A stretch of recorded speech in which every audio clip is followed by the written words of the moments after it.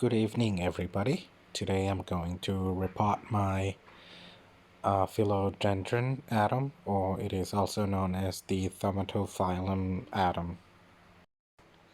I'm going to repot it today because I just bought a bunch of new pots.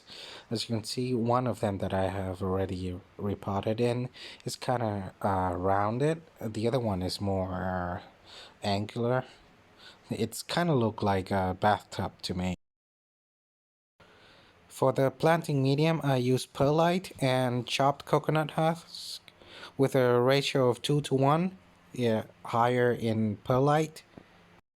And the reason for that is because the atom doesn't really like water, or doesn't want to be soaked in water, or it love a well-drained planting medium.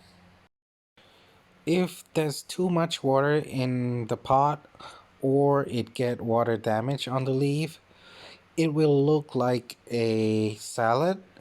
Your salad, if you put it in the fridge for too long, and if your fridge is too cold, that's how the leaf will look. That's the easiest thing you can imagine.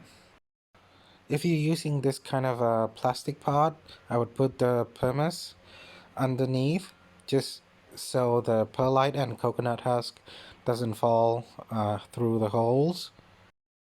I would put the pumice in about half the depth of the pot, and then sprinkle a tiny bit of the other perlite and coconut husk, then stick the plant inside, then put some more planting medium on until it filled, and that would be done. And now with our new pot, it's a lightweight concrete.